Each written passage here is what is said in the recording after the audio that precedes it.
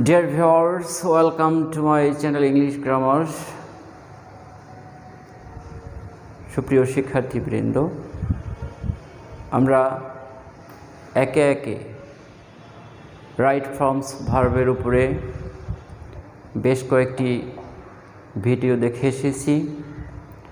আসলে right forms of verb এত বিশাল একটি চ্যাপ্টার, এটি 2-1 মিনিট, 10-20 মিনিট, 30 মিনিটের আলোচনায় আসলে সম্ভব না। তাই শিক্ষার্থীবৃন্দ, রাইট ফর্মস অফ ভার্বের উপর আমি একে একে আরও কয়েকটি ভিডিও দিব, যাতে রাইট ফর্মস অফ ভার্ব সম্পর্কে তোমাদের একটা ক্লিয়ার কনসেপশন আসে। আর হ্যাঁ, এই রাইট ফর্মস অফ ভার্ব জানা কতটা জরুরি তা নতুন করে বলে আর সময় নষ্ট করতে চাচ্ছি না। আমরা মূল আলোচনায় চলে আসি। শিক্ষার্থীবৃন্দ, যারা ইতিপূর্বে আমার এই চ্যানেল ইংলিশ গ্রামার সাবস্ক্রাইব করে এসেছো, তাদের প্রাণঢালা শুভেচ্ছা, এবং যারা এখনও পর্যন্ত সাবস্ক্রাইব করনি, আশা করি তারাও সাবস্ক্রাইব করবে। আর হ্যাঁ, শুধু সাবস্ক্রাইব করলে তো চলবে না, সেই সাথে কি করতে হবে? বেল বাটনে প্রেস করে অল অপশনে ক্লিক করতে হবে, যাতে আরও নতুন, আরও ইম্পর্টেন্ট কোনো ক্লাসের ভিডিও কোনোভাবে মিস না করো। তো শিক্ষার্থীবৃন্দ, তাহলে আমি রাইট ফর্মস অফ ভার্বের আলোচনার ধারাবাহিকতায় আজকে যে আইটেমটির উপরে ক্লাস নিতে চাচ্ছি সেটি হচ্ছে কি? Yes, conditionals. সেটিকেই কন্ডিশনালস। Yes, conditionals. তো শিক্ষার্থীবৃন্দ, এই কন্ডিশনালস এর আলোচনা করতে গিয়ে প্রথমেই কথা হচ্ছে যে কন্ডিশন থেকে কি কন্ডিশনাল কেমন, অর্থাৎ কোনো একটি কারণ দেয়া থাকবে, কোনো একটি শর্ত দেয়া থাকবে, সেই শর্ত সাপেক্ষে পরিণতি বা ফলাফল কি আসতে পারে। যেমন একটা সেন্টেন্স লক্ষ্য করি, কেমন? if you go, yes, if you go, I will be happy. I will be happy. যদি, কেমন, যদি তুমি যাও তবে আমি খুশি হব। অর্থাৎ আমি কাউকে কোথাও যেতে বলেছি বা যাওয়ার জন্য আহ্বান করেছি, দাওয়াত দিয়েছি, আমন্ত্রণ করেছি, সে হয়তো বা যেতে চাচ্ছে না, কেমন, সেই প্রেক্ষিতে আমি তাকে বলছি যদি তুমি যাও তবে আমি খুশি হব। তাহলে এই যে কন্ডিশন, কি কন্ডিশন হচ্ছে তার যাওয়া, আর খুশি হওয়াটা হচ্ছে কি রেজাল্ট। তা এই কারণগুলো, যাই হোক, এই কারণ এবং ফলাফলকে ভিত্তি করে কন্ডিশনাল হচ্ছে কয়টি? ইয়েস, কন্ডিশনাল হচ্ছে তিনটি, কেমন? এই তিনটি কন্ডিশনাল কি কি? Number 1, yes, first conditional,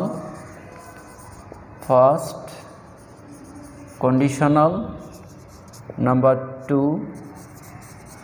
second conditional, number 3 yes third conditional.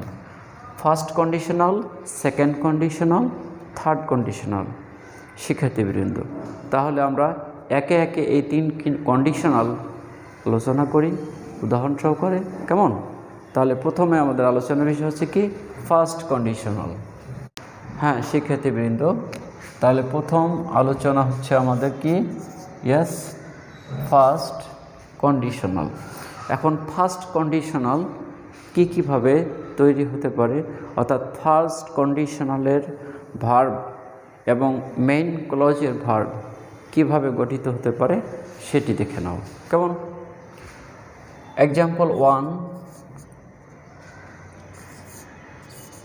if you study well or sincerely, if you study sincerely, you can shine in life. You can, yes, shine in life. ওকে, আচ্ছা, আরেকটি example.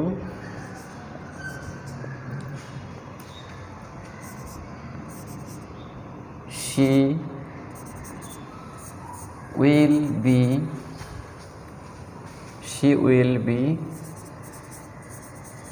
yes awarded, she will be awarded if she delivers a good speech. এই যে দুটো statement এখানে দেওয়া আছে, দুটো sentence. If you study sincerely you can shine in life, she will be awarded if she delivers a good speech. প্রথমত if you study sincerely, লক্ষ্য করো এখানে এই যে কন্ডিশনটি অর্থাৎ ইফ ক্লোজটি কি? Subject plus V1, that means simple present tense. সেক্ষেত্রে এখানে মেইন ক্লোজের ভার্বটি কি হয়েছে? Yes, modal auxiliary can plus present form, অর্থাৎ এখানে ফার্স্ট কন্ডিশনালটি কি? সিম্পল প্রেজেন্ট টেন্সে হয়েছে, যেক্ষেত্রে মেইন ক্লোজে কি হয়েছে? মডাল প্লাস সাহায্যকারী, মডাল প্লাস মেইন ভার্বের প্রেজেন্ট ফর্ম। আবার পরের সেন্টেন্সটিতে লক্ষ্য করো, she will be awarded if she delivers a good speech. এখানে কন্ডিশনাল পরে লেখা হয়েছে, অর্থাৎ ইফ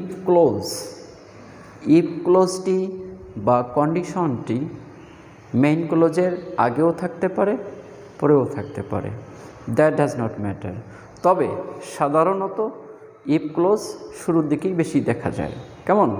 তো যাই হোক, এখানে কি হয়েছে? এখানে কন্ডিশনালটি এখানেও কি প্রেজেন্ট টেন্সে হয়েছে, যেখানে কি হয়েছে? যেখানে মেইন ক্লোজটির ভার্ব কি হয়েছে? ইয়েস, সিম্পল ফিউচার টেন্সে হয়েছে।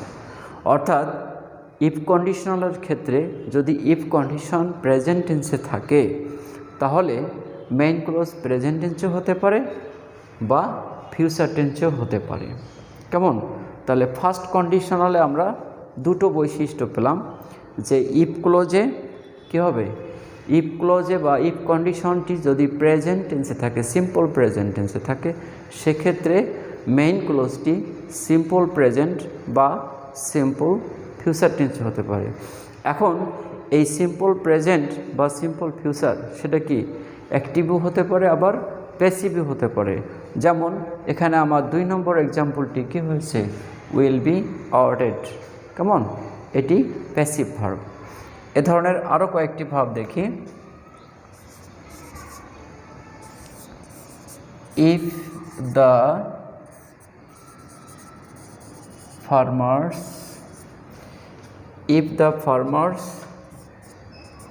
live well, the country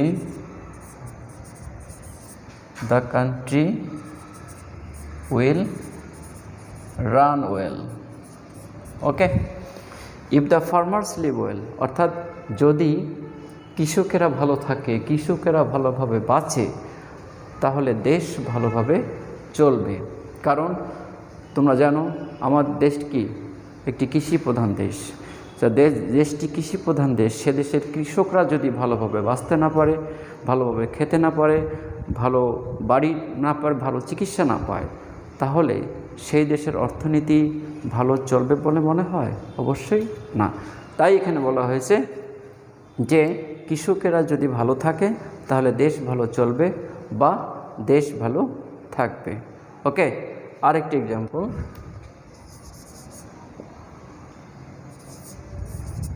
If the sun shines hotly overhead the passers-by get exhausted or get tired if the sun shines hotly overhead যদি সূর্য আমাদের মাথার উপরে তীব্রভাবে কিরণ দেয় the passers-by get exhausted তাহলে পথিকেরা কি হয়, পথিকেরা ক্লান্ত হয়ে পড়ে, তাই না? তাহলে এখানেও আমরা কি দেখলাম যে ইফ কন্ডিশনটি কি হয়েছে, সিম্পল প্রেজেন্ট টেন্স এবং মেইন ক্লোজটিও কি সিম্পল প্রেজেন্ট টেন্স হয়েছে। এখন কথা হচ্ছে যে রাইট ফর্মস অফ ভার্বের সঙ্গে এই আইটেম বা ফার্স্ট কন্ডিশনালের কী সম্পর্ক আছে না?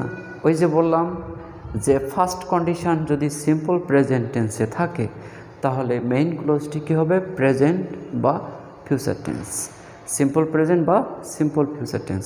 অর্থাৎ এ ধরনের কোনো একটি সেন্টেন্স যদি দেখা যায় যে এখানে ফাঁকা থাকলো, ব্ল্যাঙ্ক থাকলো, আবার এখানে পূরণ করা থাকলো, বা এখানে পূরণ করা থাকলো, এখানে ফাঁকা থাকলো, তাহলে এই সিচুয়েশনে ওই ভার্বটির ক্যারেক্টার কি হবে, ভার্বটির চেহারা কেমন হবে, সেজন্য কি কন্ডিশনাল প্রয়োজন আছে না?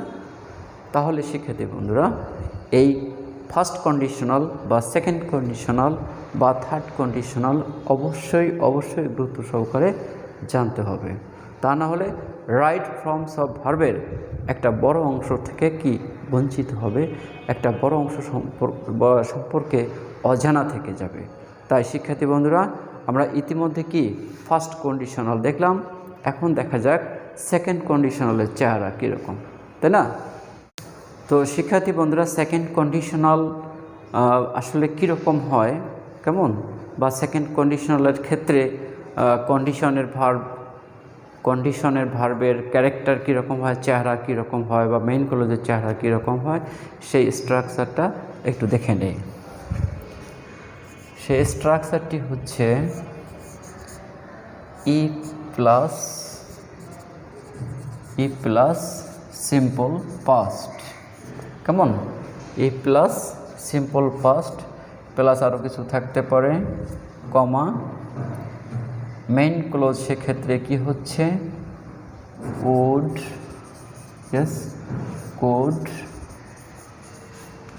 Could mite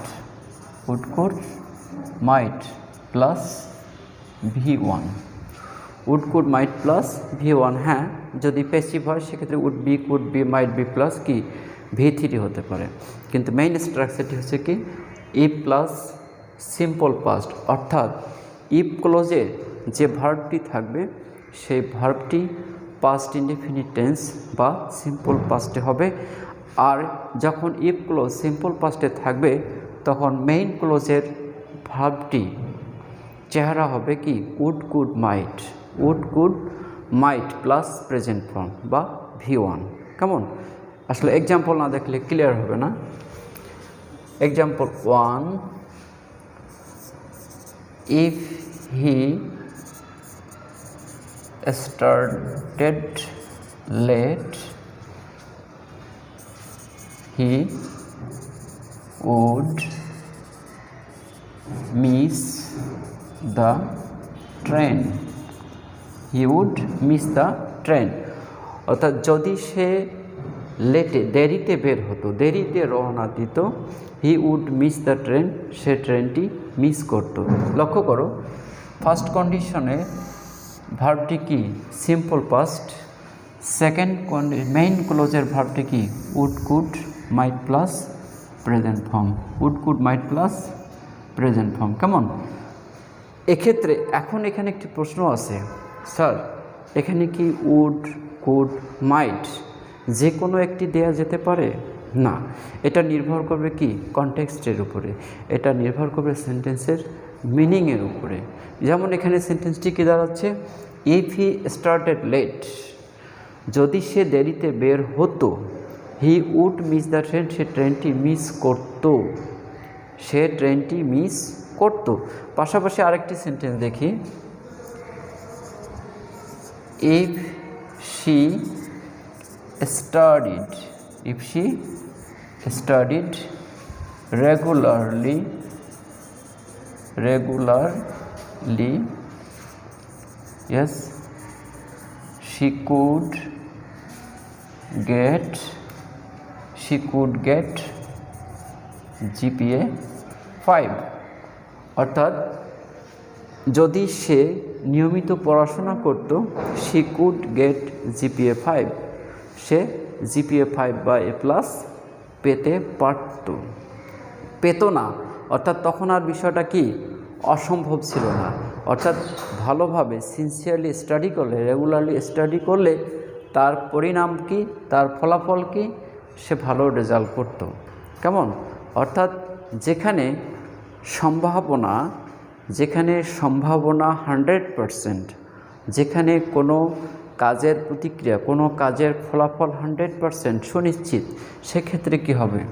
could plus present form. আর যেখানে একটু মাত্রা কম হয়, অর্থাৎ একটু কি সন্দেহ থেকে যায়, একটু সম্ভাবনা কম থাকে, সেই ক্ষেত্রে উড প্লাস প্রেজেন্ট ফর্ম। এখন প্রশ্ন হচ্ছে, তাহলে এটা কি মাইটও হতে পারতো? হ্যাঁ, এটি মাইটও হতে পারে। কিভাবে মাইট হতে পারে, কখন হতে পারে সেটি দেখে নাও। Yes, if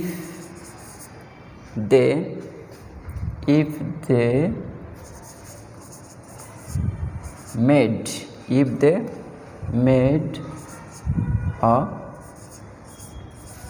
boat, if they made a boat journey, they might cross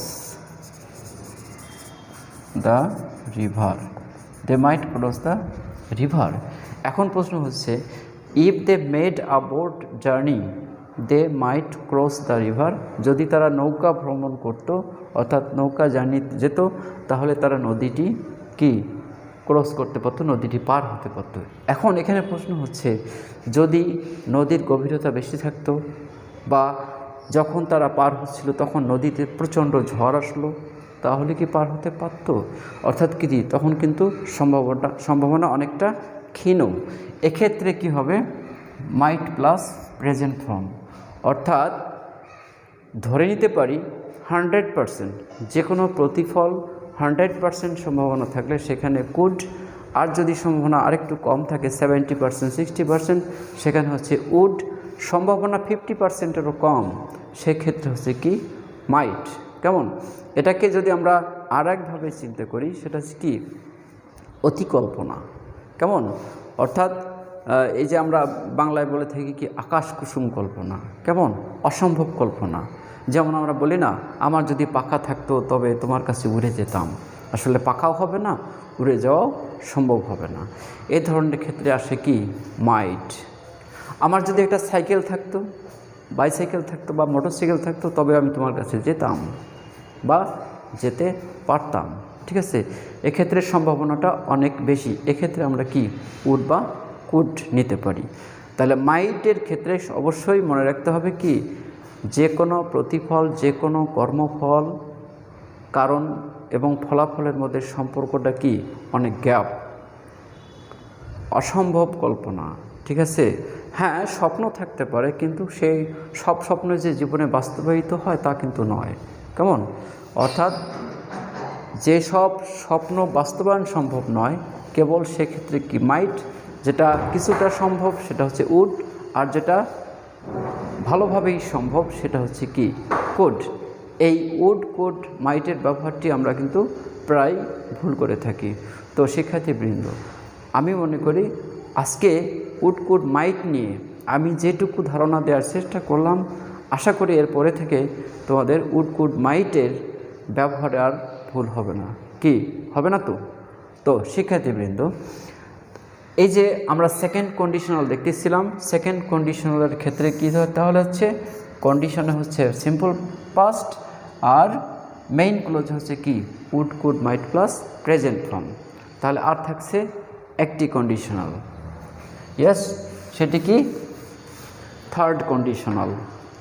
শিক্ষার্থীবৃন্দ, এই যে থার্ড কন্ডিশনাল, আমরা ফার্স্ট কন্ডিশনাল পেলাম, সেকেন্ড কন্ডিশনাল পেলাম, থার্ড কন্ডিশনাল। ফার্স্ট কন্ডিশনালে কি পেয়েছি যে ইফ কন্ডিশন প্রেজেন্ট টেন্সে থাকবে আর মেইন ক্লোজ প্রেজেন্টও হতে পারে, পাস্টও হতে পারে। সেকেন্ড কন্ডিশনালে কি পেলাম যে ইফ ক্লোজ কি পাস্ট টেন্সে থাকবে এবং সেক্ষেত্রে মেইন ক্লোজ কি হবে would could might plus present form. কেমন?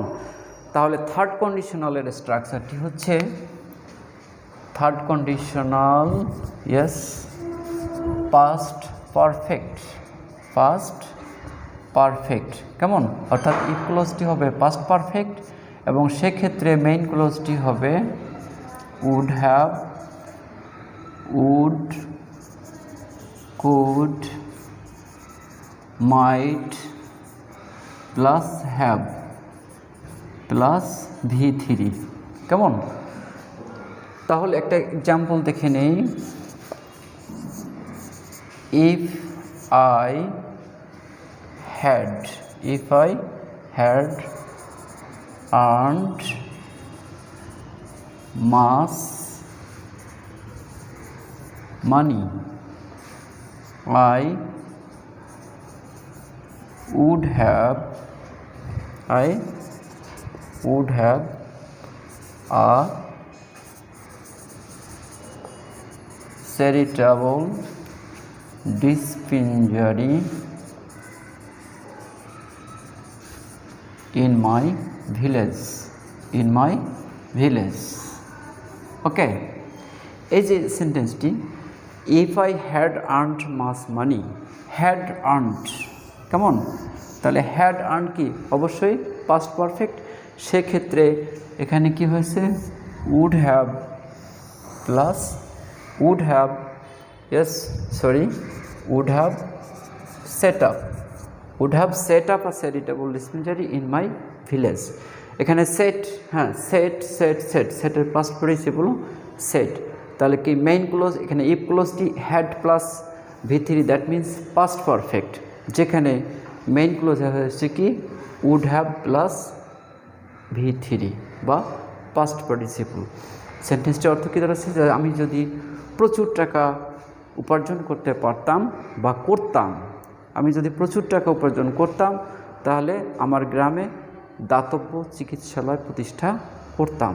কেমন? এ ধরনের স্বপ্ন থাকতেই পারে। আরেকটি এক্সাম্পল দেখো, if they had grown, yes, good seeds, if they had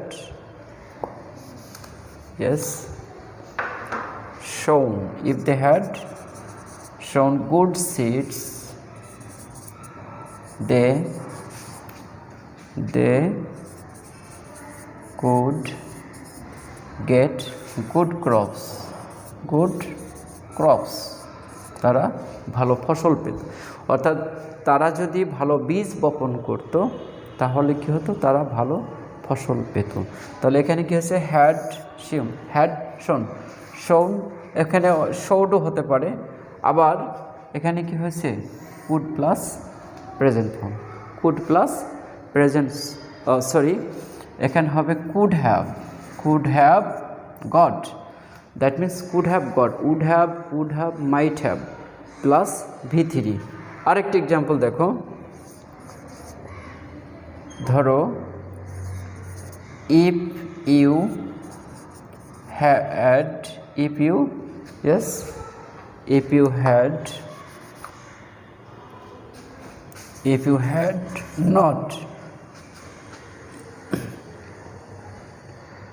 you had not attended my birthday party, if you had not attended my birthday party, যদি তুমি আমার জন্মদিনে উৎসবে অ্যাটেন্ড না করতে I would have taken it to heart. কেমন? I would have taken it to heart. যদি তুমি আমার জন্মদিনে অ্যাটেন্ড না করতে তাহলে আমি কষ্ট পেতাম, আমি দুঃখ পেতাম। তাহলে কি হলো? হ্যাড নট অ্যাটেন্ডেড অর্থাৎ পাস্ট পারফেক্ট, আর এখানে কি হয়েছে? Would have taken. তাহলে would have might have plus past participle. তো শিক্ষার্থীবৃন্দ, এই যে আমরা একে একে তিনটি conditional, first conditional, second conditional, third conditional আলোচনা করলাম। এই আলোচনা থেকে আশা করি কন্ডিশনাল সংক্রান্ত স্ট্রাকচারের উপরে যদি কোনো রাইট ফর্মস অফ ভার্বের সমস্যার সম্মুখীন হও, আমার বিশ্বাস আজকের এই ভিডিওটি দেখার পরে তোমরা আর কোনো দিন এই ধরনের right forms of verb exercise ভুল করবে না।